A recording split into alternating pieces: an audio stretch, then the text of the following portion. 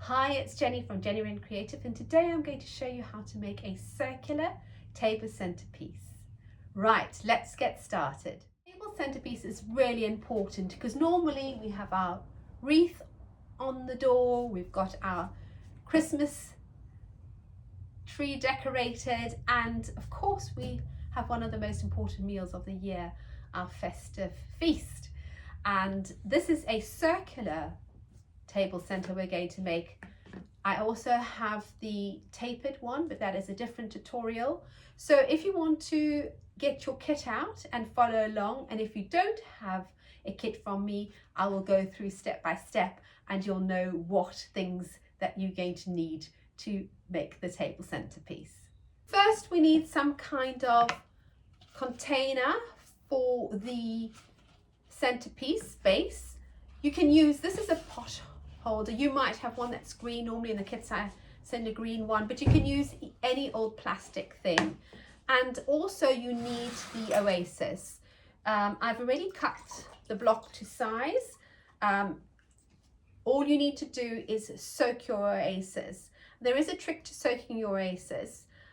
Just put it in the water, don't weigh it down, and it will naturally absorb the water, and then when it's heavy it falls slightly down to the bottom. If you want to make sure that it's fully saturated, you can poke a few very fine holes in them, and if there's any bubbles they'll rise to the top. But essentially we're going to be making the arrangement in Oasis. I am using the Bio Oasis, which is more environmentally friendly because ostensibly this is normally full of plastics, and this is the newer version they've brought out. You can use agri wool, that's another thing that you can use, or you can go and use, chicken wire. But because we've got a candle in this centerpiece, we need to make sure that it's secure because we don't want a fire risk, and that is why I still go for the Bio Oasis, because it has a much better hold. The agri foam is really good, but it's a much softer, and when you've got a heavier candle you really do need a good secure base to work with. Now once your oasis is saturated, it's really important that you secure it very firmly to your container. There are various methods. You can use elastic bands.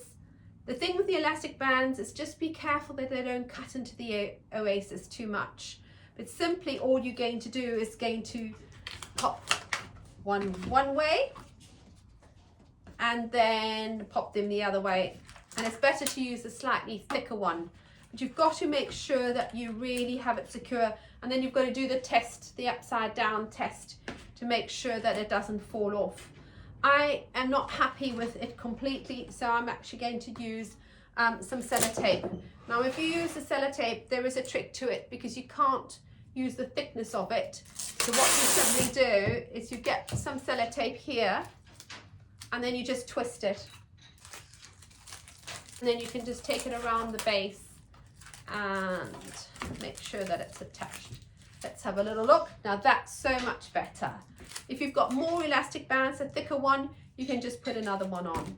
As I say, this needs to be really secure if you're going to be putting a candle in it. And if you light it, you want to make sure that if somebody doesn't, go for the glass of wine or something and knock it over. So please make sure, do not skimp on this specific step here. It is the main basis for your foundation of your table center, so it needs to be secure.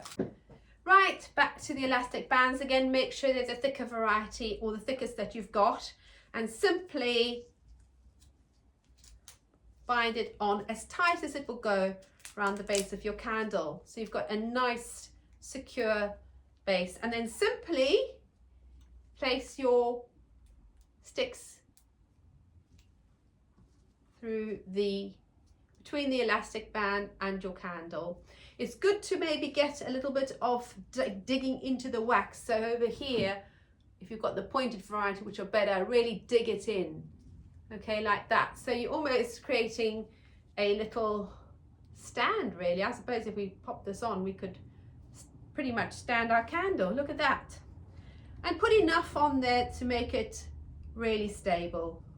And please make sure that your elastic band is quite low, because if you're going to light this, you don't want it, you want it to be able to burn down quite far, and you don't want the sticks all the way up here, and you don't want the sticks showing either. So just put it at the base like so. The greenery is going to cover that. So, and if you don't have the elastic bands, don't worry, just use anything like isolation tape, sticky tape or whatever, and then just go around and just double secure it. Okay, there you go. Should be able to stand on its own. Okay, now we simply get our Oasis tray, and we're simply going to pop it in the center like so. Push it down. And again, do the shake test. I'm not going to hang it upside down this time. Do the shake test, and then just make sure that it's really secure. And there you go. Now, if you've got a kit from me, you'll have had a lot of your foliage, and I want you to pick up the heaviest one, almost like your traditional spruce, because we're going to start with covering our Oasis now and framing it. So we're going to pick up our heaviest. It should almost look like this. Sometimes it's slightly thicker, but it's more your traditional spruce varieties. And what I want you to do is I want you to cut it probably about sort of just over a palm, like so, to that point there, and cut a lot of pieces that size, and just cut as many as you're going to need to pop it around the base. And once you've done that, what I simply want you to do is take a little bit of the needles away from the bottoms and get a nice sharp point at a 45-degree cut, and simply place them. Now this is really, really important. I'm now going to drop the camera and bring it closer so you can get a very good angle from what I'm doing, so you don't have to see my beautiful face anymore. But no, I really want you to, because this is what makes the difference between something that's going to look good and something that's not, by the placing of your foliage. I have also put this on a table. It's not necessary, but it does help visually to work if you have it slightly raised. You can use a upside down bucket or a pot or something of that nature. I've got a small table, but it does help you view exactly what needs to be done. So when you place your foliage, what you want to do, you don't want to put it straight on. You want to put it at an angle, a slight angle, and simply slip it into the Oasis like so. And then take the next one, remove a bit of the foliage from the bottom, cut it at a 45, and then simply place it next to it. And you're going to do that all the way around, following the shape of the container that you're using. And what you can do is, as you're going, you can turn it round. So I'm going to keep going. Take a bit of it's really important to clean the bottom of your foliage as much as it's going to be popped into the Oasis. And remember, it's not going flat, it's not going upside down. Look at the shape of your foliage, and it's going to go in at an angle. I'll turn it to camera here and you'll see exactly what I mean. You're going to be putting it at an angle and down. Even if you've made a mistake like I did, because I'm trying to, couldn't really see what I'm doing because it's away from me. But even if you've made a mistake, it doesn't matter. Just take it out and put it in. Okay. And exactly the same thing now, the next one. And going round. And remember that angle and popping it in. There you go. And do that all the way round and keep it as equal as you can. Obviously, I don't need you to get a measuring stick out, but as long as it looks good with the eye, that's what we're looking for. We need it to be tapered all the way around. So I'll let you get on with that.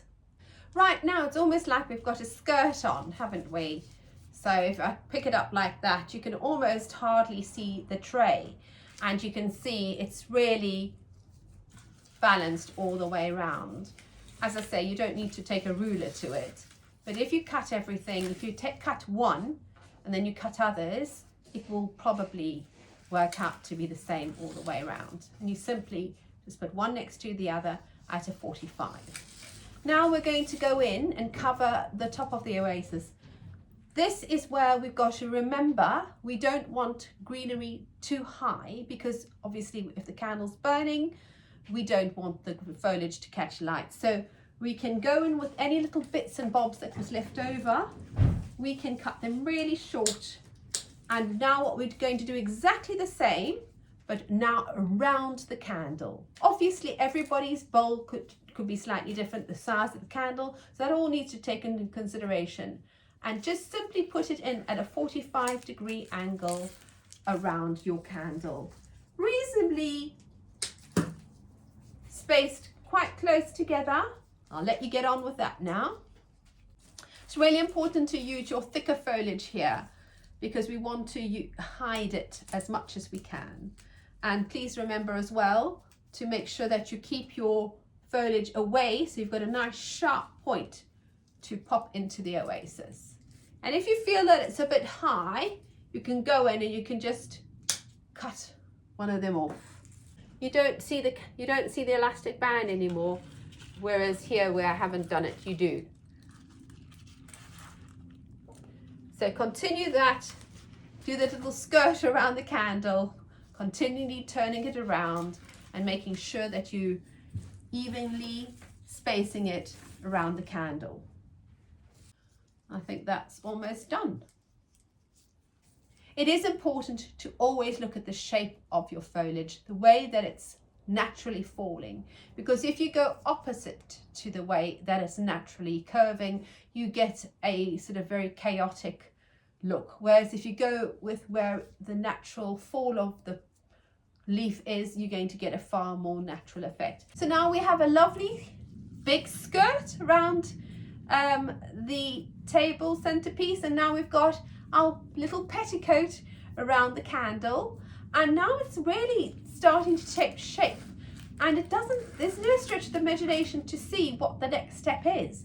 Essentially we have our top line and we have our bottom line, so all we're going to have to do is fill in the middle here, and that is going to be graded down. So all you need to do is you need to get a piece of foliage and then sort of remember what I said is always to make sure that it's going the right way, and then just pop one in and see how that is going to fall. And it's going to be something in between that. And once I've got the length, all I simply do is go and cut this. Now you can start using other foliage if you want, or you can continue using the bigger foliage.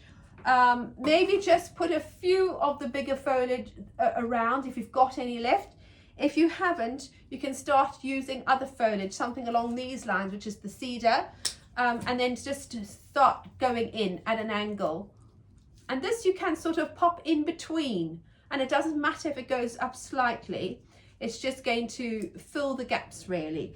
And the great thing with this is if that's a little bit too high, you just can go in with your secateurs and take the little bit out. It's almost like you would be chopping a fringe or something. You just go in and take the shape of the leaf. So if I was going to, for argument's sake, if I felt that was too hard, I wouldn't do a blunt cut. I'd go at an angle and just cut between the leaves like that, and then you wouldn't even know that it's done. So then continue all the way around, and fill in the gaps. It's really simple once you know how, isn't it? And if you feel if there's still space by your candle, you can put a little bit more, make sure that you know your height. And here you can see here how I'm just filling in the gaps there. Even, it doesn't matter if we can see a little bit of the oasis, but we can start seeing the shape taking place. And I'm just going to do more of the same. I'll just turn this round here More of the same around the back.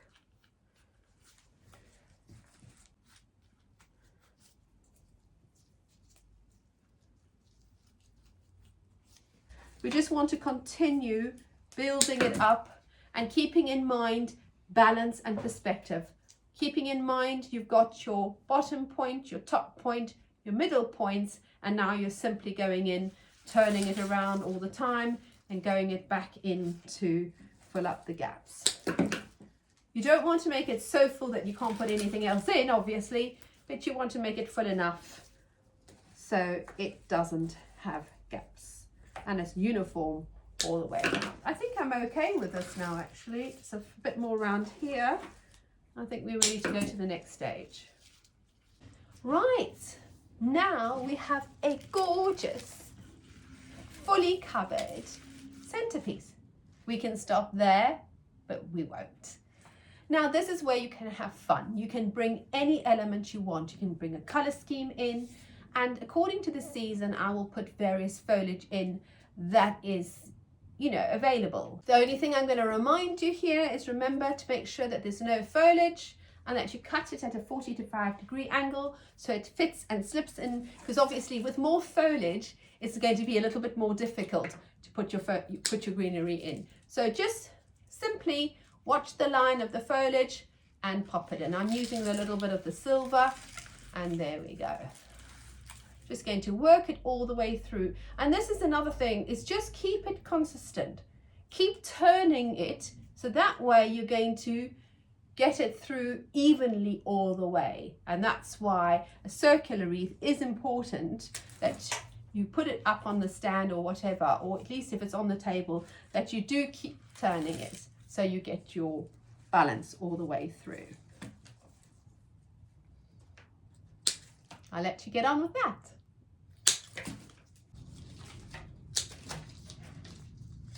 And the good thing is though that all the foliage here is readily available.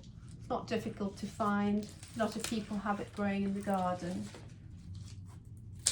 Pop one in here so you can see. You can see there's a gap there. I'm going to pop some at the bottom here. Just cut that down. Right, absolutely love that. Love the fact that it's really soft and pretty. It's got some movement. And now I'm just going to pop a few red berries in, and I think that's it. And we'll do a little bow. And here we can go possibly a little closer to the candle, but again, everybody's arrangement is going to look slightly different. The materials are going to be slightly different. So just see how you go, as long as you keep to the lines. I know I'm repeating myself ad nauseum, but gosh, you keep within the lines. It's like colouring in, isn't it? Once you go around the line, out the lines, it doesn't look nice. But if you keep within the lines, basically you've made your outline, got your boundaries, and you keep within that. So you don't even need very long stems for these berries. They look so pretty going around the top of the candle like so.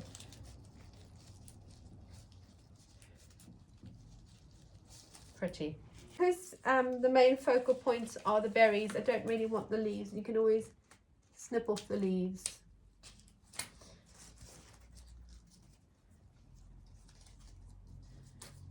You like all the spruce and things like that for the focal points. Don't really want the leaves on the berries really.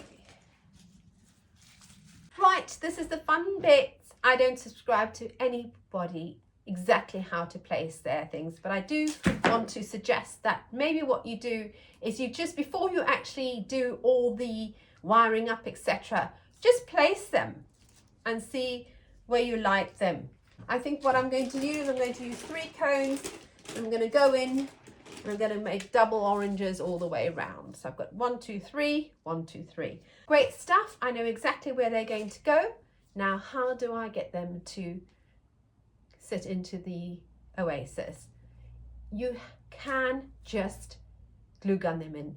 That's up to you. It's really, really quick and easy if you've got a glue gun and you can simply pop them in. But if you haven't, you'll need to wire them in. And all you need to do is you need to go to the back of your cone, take the wire and gently ease them into these little, I don't know what they're called, into the cone itself is really what I'm probably say. And then give it a little twist like that.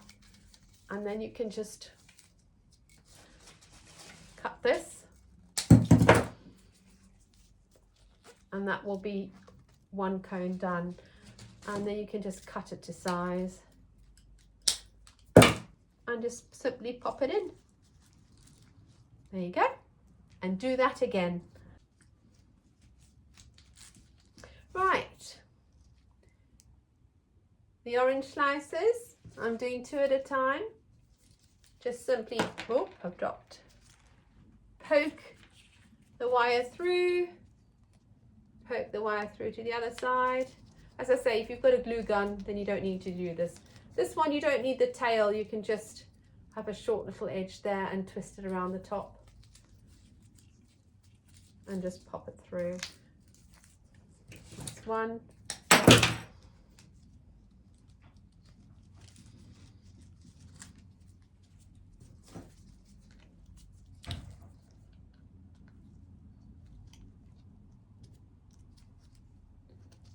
Two.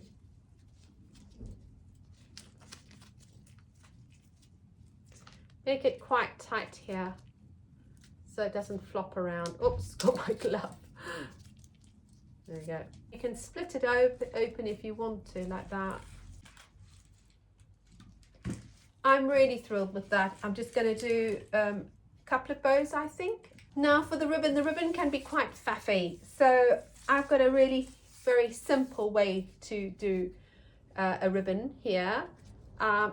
Effectively, you just measure it out. Once you've done one, cut to size as many ribbons as you would like. Fold, wire through, twist, and now this is what I like to do at the ends of the ribbon. I simply get your scissors need to be sharp. You just fold it and cut, and it creates this lovely little pointed edge there, like so. And do that with all of them. Sometimes you cut it the wrong way and they end up the points going the other way, but if you cut it up, you can't go wrong.